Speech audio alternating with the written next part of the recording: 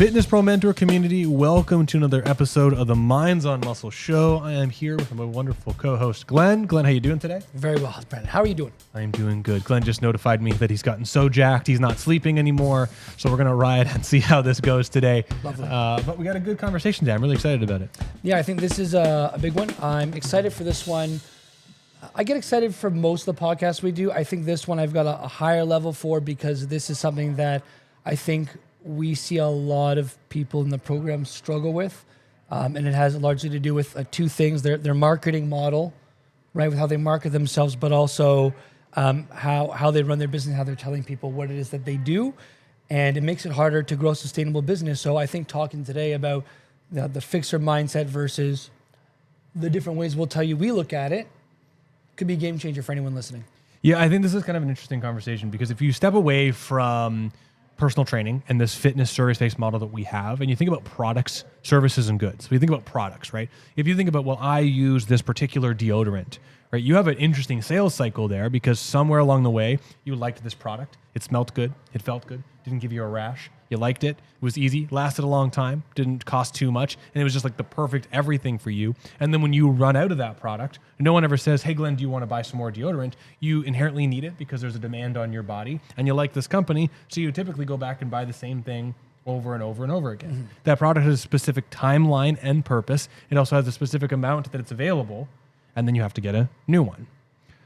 It's interesting, though, how we keep going back to the same thing. And no one ever kind of reassesses and talks to us about, hey, you need to go buy this deodorant, mm-hmm. or you need to go buy this nail polish if that's something that you buy, or shampoo, or whatever it might be.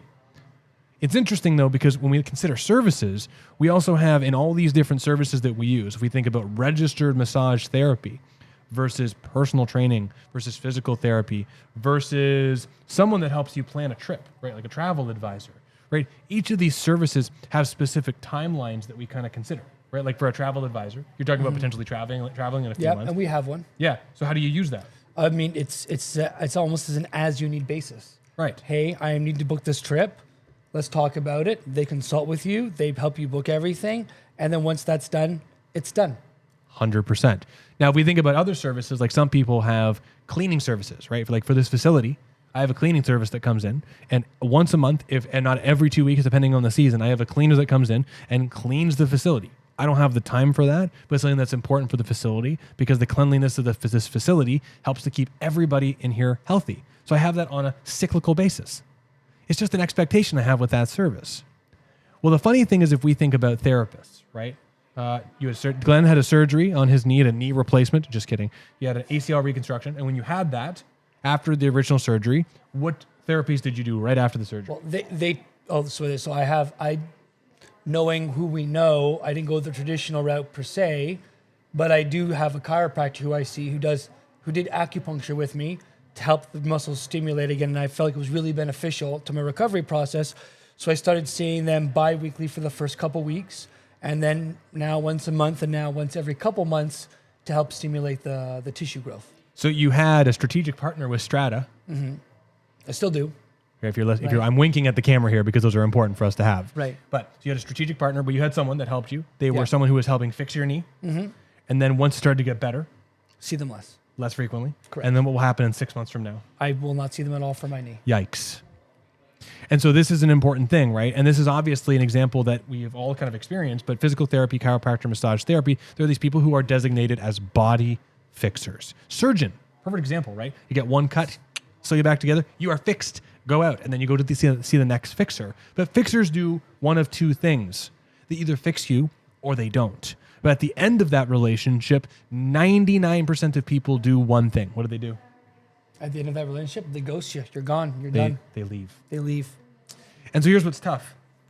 All of us in personal training land, well, we're all insecure. I mean, do you still get embarrassed by telling your family you're a personal trainer? Not anymore, but I used to for a long period of time, sure. Why?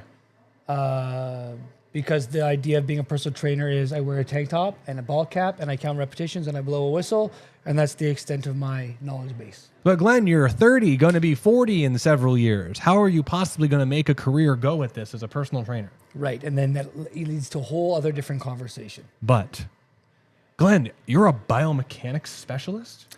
Yeah. Well, we can talk about that even if you want to. Biomechanics specialist, that sounds nice and fancy. What does it even mean? Exactly. Now let's just pause for a quick second. So here's the funny thing is that many of us are ragingly insecure or unhappy with the titles that we have. Maybe that's not you. But there are so many different educational platforms that have created unique titles for branding for their company. And even us, we say fitness professionals, and there's a few different kind of SEO reasons why we do that. But if we think about these titles, I mean, it is so arbitrary because truthfully, a lot of these titles are confusing. But they either put you in one of two band camps. Are you either in the strengthening fitness camp, which has some kind of preconceived notions like these cleaners and the deodorant, or are you in the fixer band camp? And the fixer band camp is split into kind of two, very basic, right? The medical fixer band camp, and then the kind of holistic healer band camp. Really nothing in between. Now you could argue that there are these different places in between. Well, that I'm an orthokinematic specialist. And you're like, that's fantastic. But I wanted to just clarify one thing before we jump into this today, that any title that you proclamate for yourself, that you've been told, or you have a certification that calls you, that is not clear what you do, it's confusing. And it makes lead generation and promoting extremely confusing and difficult. What do you think so far? I think we've set up where do we start? I think this is, if not like the biggest retention problem that most people in fixing land have, if not the biggest, it's definitely up there. Because most people in the fixing world are going to have clients that they see, and once they start feeling better, they're gone for the door. And the only time they call those people back is if the problem starts happening again. And it makes it quite unsustainable to grow and generate a business. And there's so many different things we can share to help people overcome this at every step of the client pipeline, whether it's people seeing for the first time in your marketing, in there for the initial consultation, the assessment, the education session that might happen after the assessment, all the little things you do during your actual training, the follow-ups, the reassessments. There's things you could do at each and every one of these steps to not be seen as a fixer, even if that's part of what you do in the way you see yourself in your own identity.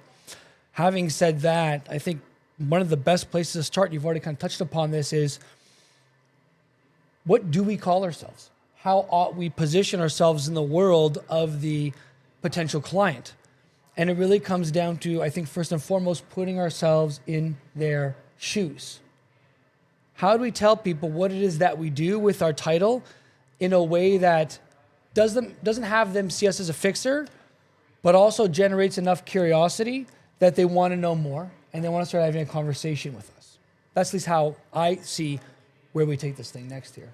Yeah. So I want to kind of emphasize that. So that we have two different models that we have to consider from a business sense. And truthfully, like, you can do things in between, but it gets much more confusing, much blurrier, and hard to have a definitive, clear product. You can go about doing whatever business you do, whether it's weight loss, helping people with pain management, muscle growth, or strengthening. You can take this kind of idea of personal training, this idea of fitness professional, and sell the idea of sessions and strengthening, which we can talk about how to do that. I mean, we've done that in several of the episodes before. But the thing about a personal trainer or a fitness professional is that it's not uncommon to have 1, 2, or 3 sessions per week, have it be an ongoing relationship, either with a closed or open-ended sales cycle. And if someone is hurting still, they still show up for the session. And they always was. I remember one of the first days I opened this place, I was stuck in the kind of fixing paradigm. I needed a lot of people, which we'll talk about that model in a second. And I remember I was up here on a phone call, and Chris was downstairs with one of his clients, one of the trainers at Strata. And the client said, "My shoulder's killing me today." And Chris goes, "Oh, okay. What do you want to do?" He goes, "Oh, we should just work around it, and I know it'll get better." And I was like, that's not the conversation I've been having. Because people for me are like, well, we need to make this shoulder pain go away, or I'm leaving. And this is a real problem that we've had. And I know that people still come in here, and we have this once in a while that happens. So here's the thing with the fixing model. If you've ever gone to a chiropractic office, massage therapy office, physiotherapy, that is their business model. But the way they make it work is they have so much volume that they could literally see 100 people for an hour once per month, and that's it. And there's enough cycle there with people who come more frequently and less frequently to fill out their schedule. You still have people leaving and disappearing and people coming in with problems. But you require so much volume. So much. And the reason why this is such a huge, huge problem is, 1, you're constantly looking for new business or a lot of business. And 3, way more importantly, is if you want to have someone awesome like Glenn here, or Chris or Taylor or Eric, you need so much clients to fill your schedule to make sense to divert it to other people. And that makes it really, really tough. Well, and I will say this is that a lot of these medical professionals have the added benefit of taking benefits. And a large part of some of their schedules are dependent on, do people still have benefits left? It's not uncommon for massage therapists, chiros, physios, for a lot of these people to get slammed in December for the first 2 or 3 weeks because people realize I still have quote unquote free money from the insurance company or my employer to use. Let's go get a whole bunch of adjustments. Let's go get a whole bunch of massages. Let's use these things up. And then January rolls around, business gets a little bit quieter again. They have that added benefit. In personal training land, unless you've got an in-house chiro or physio or someone like that who can do the onboarding and then have you as the kinesiologist to then fulfill those sessions, and that's probably not even as lucrative for you or really fully taking advantage of your skills because then you're limited by what they want you to do, not by what you want to do with that client, boy, you're in a rough spot. And so the question then becomes now, okay, how do we set up a model and how do we talk about what we do so we're not fixers? And so for me, and this is something I picked up from Brandon, when people often ask me what I do, I tell them, I'm a personal trainer, and I've got cool tools to help people with pain and discomfort, help getting them to move and exercise pain-free again. And there's something about that particular phrasing, not always said directly like that, but something similar to that has people's ears perk up. They're like, okay, this guy does personal training things, so he's got the whistle and the cap on, but he helps people move and exercise pain-free, but that's not usually what whistle and cap people do. What is he talking about? And then it opens up the door for a conversation. Yeah, I mean, when people ask me that question of what I do, I always try to make sure that I talk about that we help people solve problems that are really annoying using exercise as a method, and we create long-term strengthening options. And I always try to have those 3 things in there. Because if I say, absolutely, you know what? So honestly, Glenn, I work with a lot of people like you who are struggling with aches and pains. We have some really cool assessment models that help us use exercise to help make some incredible changes so you can get back to doing what you love. And way more importantly, we use resistance exercise modeling to make sure we can create long-term solutions. So that way it's not just stuck in this kind of rehab state as it feels to you, as it really is a strengthening progression all the way to getting you to do what you love. And that way you have this idea of it sounds like you're doing some corrective stuff, but truthfully, you're just trying to strengthen the stuff that you can strengthen. It's framing that's really important to them. And at the same time, you're talking about the long term, because that is the most important thing, right? Being able to spend 12 weeks with someone and make someone feel good is cool, but having my guy that was just here before has been with me for 5 years, and he's nearly 60 years old and went on a 5-day snowmobiling trip. And he's like, yeah, I'm a little achy, but I couldn't have done this even 5 years ago. I can do this now because I've got the strength. That is way more powerful and pays way longer dividends. Here's why that's important on a bigger end. I'm just getting a little fired up here thinking about this. I know Glenn's going this way. Taylor, because Glenn's been here for 3 years. Yeah, well, how many of those were for COVID, right? So let's call it a year solid working because now we're open. Yeah, a year and a half, yeah. Taylor's been here since the near the very beginning with me. And same with Chris. And several of us have clients that have been with us since the beginning of our career. If you look at my schedule, if I look at my schedule, the majority of people have been with me for more than 5 years in my schedule. And if not, over 2 to 3 years, the majority, 1 or 2 that are less than a year. And that's great because when I have someone that has been seeing me for training for 7 years refer me a client, what expectation do you think that client is going to have when they come to see me? They're not expecting to get fixed. They're expected to feel better with exercise because exercise is medicine, but they're also committed to a long-term process, which makes it easier to connect in. I won't say who, but one of our old clients who's not coming here right now referred her husband to come and see Glenn. He was prepared for the pricing and what Glenn does and has been seeing Glenn regularly, and I think even using our gym membership, which is really fantastic. All of that was from the expectation that was set by the client before, who had incredible results, felt really good, and was encouraging him to come for 5 years. Way before Glenn was even here, she was trying to get him to come and see me. But what's more important is because we have set this long-term framing of using exercise as a model, is this particular client is seeing Glenn once or twice per week at Glenn's full rate, recognizing his expert status, and is in for the long haul. That's a perfect client. How much better would it be for you if you have a client that sees you once a week or twice a week, and you get $500 to $1,000 per client, that's the kind of clients I want, because they will send more people like them. It's great. I love it.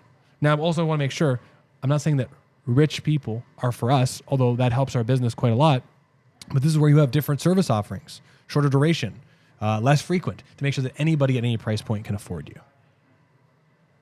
You're not a therapist if you're a trainer. You're a trainer. And that's a cool business model.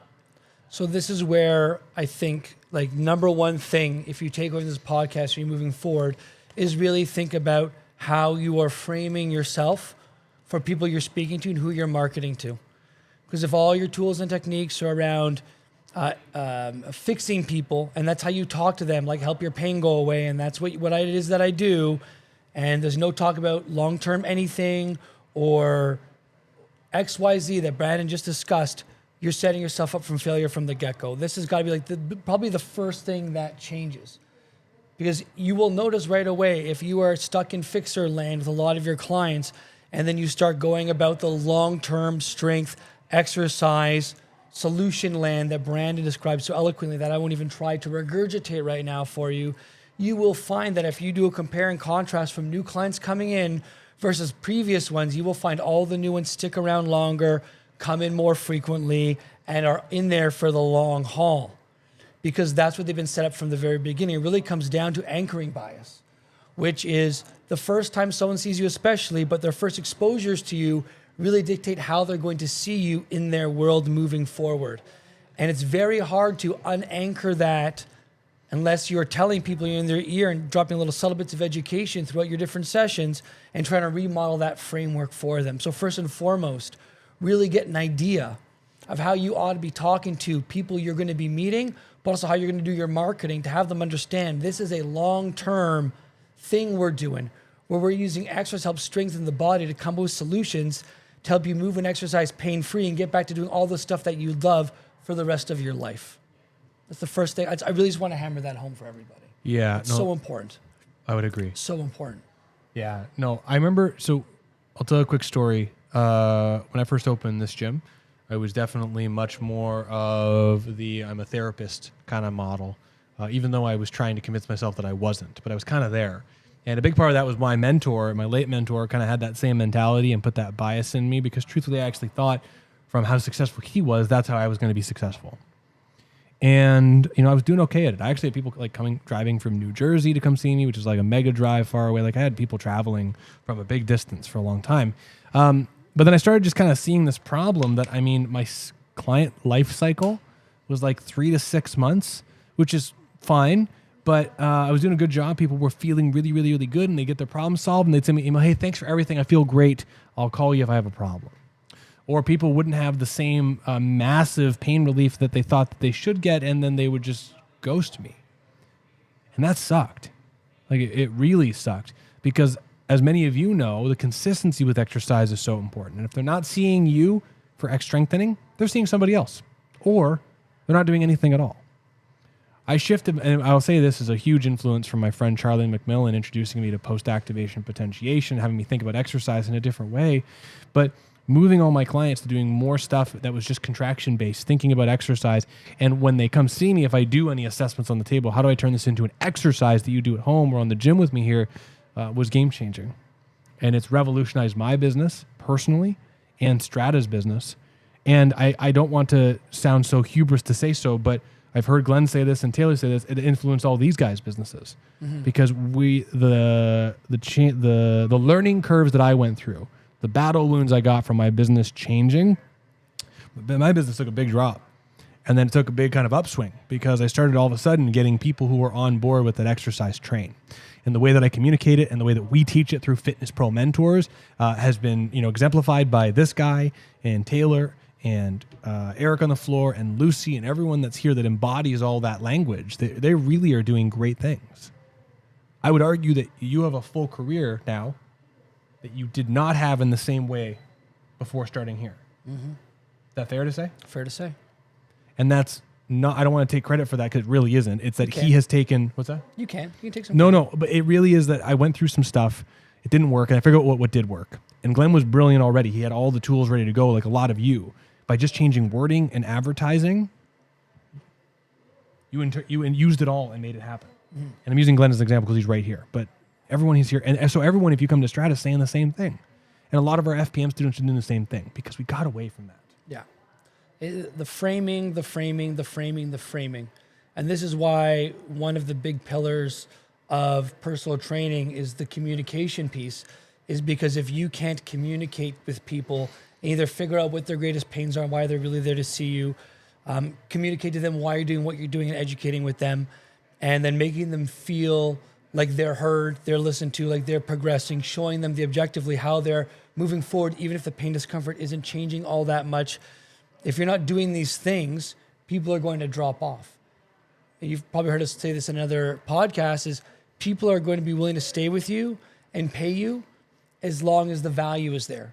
And it really comes down to the results and the experience. And if you're not delivering those two things in a way that the client expects, you're going to lose them. And so that kind of leads into maybe something that I would like to share and talk about, because it made a big difference for me.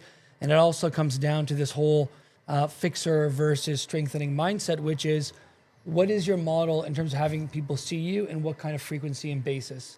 Because if you're the kind of person where you're expecting people to come to see you twice a week for the rest of their lives, those people are going to drop off.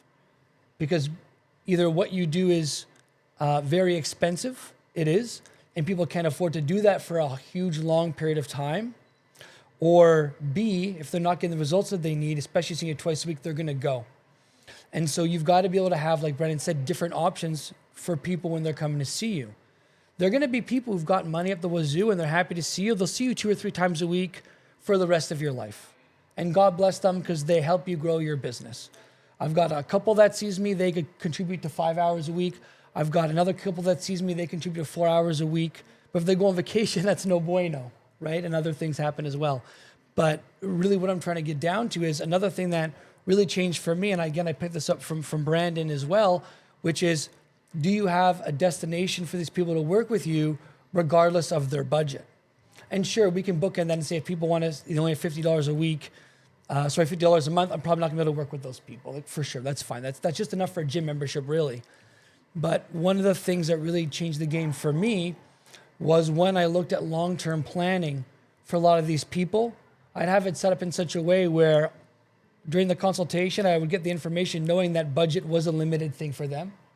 And I would set it up so we titrated out week over week what we were going to do. And there was actually an action plan to have them spend less time with me. And that might sound crazy to some people, but when you think about it, it makes sense. Because when do people typically need the most help? At the very beginning, when they don't exactly know what they're doing and they're very, very lost and overwhelmed.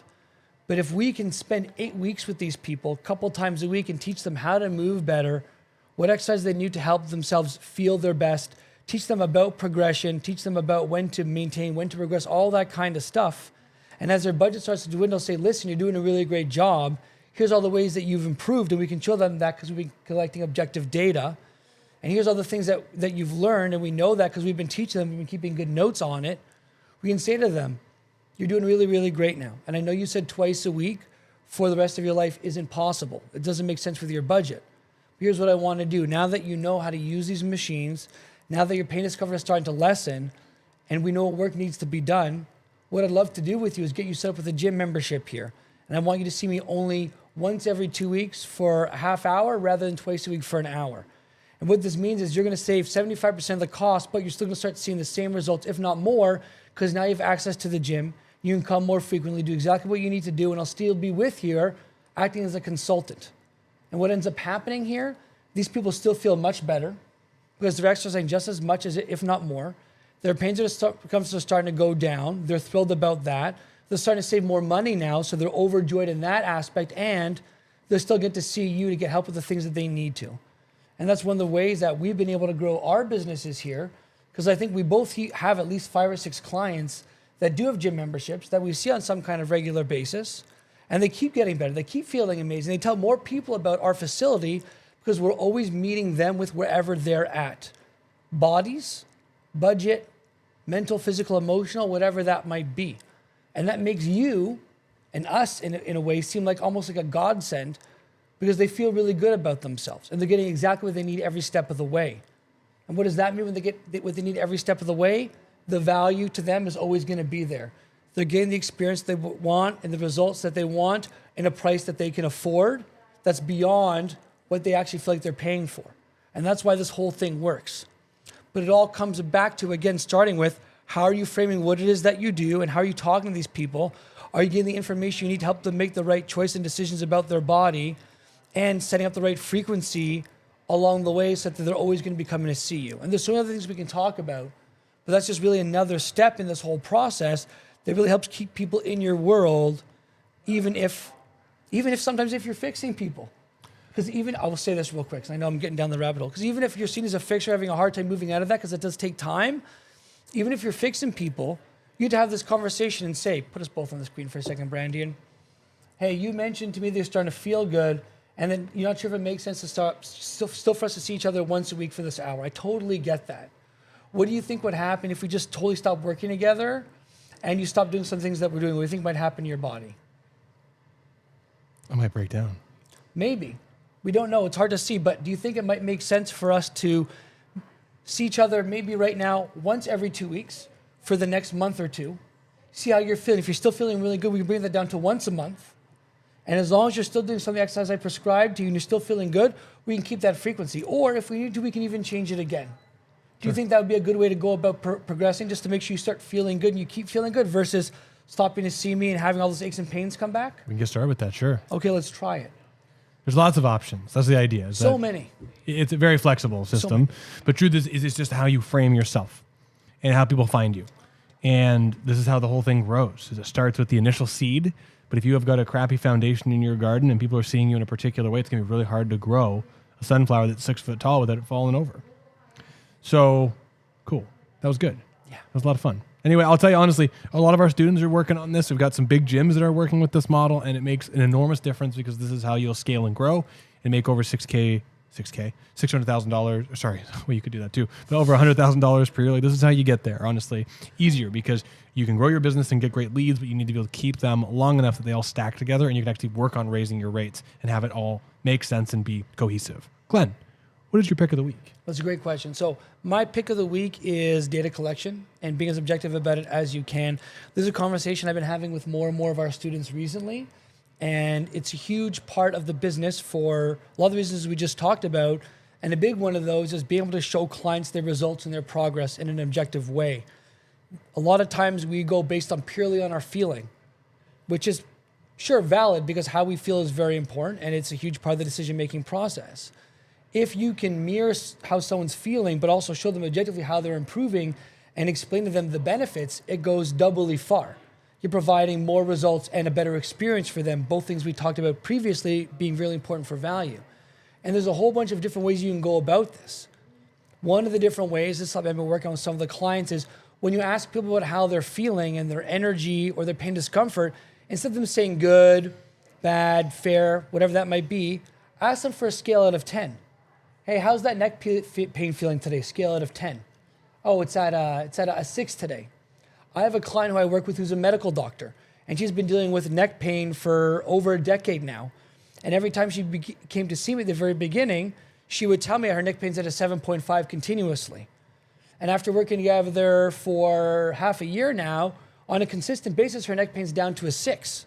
Now, that may not seem like a big deal for a lot of people because that's still over that halfway mark. But when you speak to someone who's been dealing with something for over 10 years, and a consistent basis, they've seen like a 15 to 20% difference in their neck pain day to day. That's a huge win for them. And that's a win for them because when I speak to this doctor, I've already set up with them on a long scale that this is something they've been dealing with for a long time. It's going to take a little bit of time to get down to a level that feels like you're making some real progress, but if you stay with it, we can see some really cool results, and she's really happy with it. She's able to now return to do some of the stuff she couldn't do before because of this. And there's a whole bunch of ways you can collect objective data. Sets and reps, showing people how they've improved their strength over time. Time and endurance. You can take a look at that pain scale. You can use dynamometers and cranes like we teach our students on their Friday study group, how to use to collect more objective data and work with them. But if you can show people the results that they're getting with objective data and information, they're going to stick around a lot longer. And they're going to keep seeing you and coming back, even when frequency changes. And I have you mentioned maybe the most important part, you make way better choices and decisions. which only helps the results and helps you charge more money for your time. So get really good at collecting objective data. Don't just take SOAP notes, which I know are very popular. Collect really great nitty-gritty data. Almost go overboard as long as it doesn't take away from the session, because all that data will be pertinent for you. So my pick of the week, Brandon, before you tell yours, is going to be collect objective data. And I couldn't agree more, obviously. I mean, the whole Friday study groups that we do as far as a part of Fitness Pro Mentors is devoted to understanding data collection and how to integrate it into personal training sessions and exercise choices. And I love it. Honestly, it's been game-changing because that stacked on top of the marketing is just been an absolute blast. 100%. So my pick of the week is concept freedom. And I've been thinking a lot about this because truthfully, when we think about what we're talking about right now, we're talking about the idea of how exercise can help someone feel better today and long-term. I think that makes sense. And that's kind of like the whole idea is how do we explain this idea that personal training can be a very game-changing thing? Well, that idea, right? Could you explain how exercise helps someone with some tension issues in their body to a multitude of different academic levels? Could you explain it to a physician and speak doctor level? Could you speak it in a more detailed way to an attorney and have them hear and understand it? Could you explain it to a 16-year-old hockey athlete who may not necessarily care? This is one of the most powerful things that I've really tried to work on is if I have a concept or an idea that is important that I find myself explaining a lot, like how plantar fasciitis happens, why I'm not a huge fan of orthotics in most cases. You have to be able to take that idea and the biomechanics that you have in your head and be able to explain it at really any level. And personally, my drum stuff has been so much fun. I love music, but being able to explain anatomy stuff in very simple terms to drummers has grossly helped my business. While at the same time, being able to sit down with a pathologist at a high level who's academically on another level than me, but being able to explain this advanced concept to them in a way that they understand it from the both physics and engineering perspective as it relates to exercise is game-changing. So here's what I want to do for you is I want to kind of give you some homework from my pick of the week. I want you to pick the last thing that you learned, whether it's using crane scales to affect duration of force development, if it's about post-activation, if it's about moment arms, whatever it is. But practice explaining that concept to every person in one way or another that's in front of you and see if you can get them to understand it. Great. Because truthfully, if you can get a concept and you can get freedom with that information, you can scale your business and you'll find that transfers very quickly because once you can explain a few things well to everybody, all the other stuff starts to become easier because you start to see commonalities in how you break things down.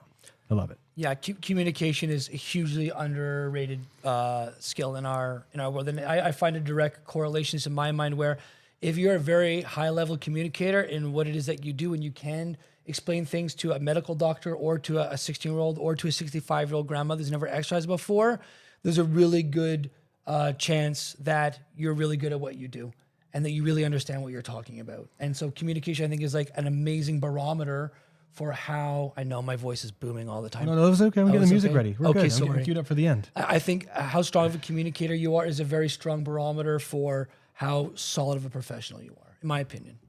Listen, trainers, this is Brandon and Glenn from Fitness Pro Mentors. This is the Minds on Muscle show. If you're interested in learning how you can take your business and build a reoccurring revenue model like we talked about today as a personal trainer, and you need help cleaning up with the advertising, let us know. We have some really incredible ways to make sure that these relationships, our relationship working with you as a consultant is not crazy expensive, but game-changing, and you'll see why a bunch of our students are getting incredible results. But everyone, thanks so much for listening today. This was a lot of fun. This was a good one, everyone. Have a great day.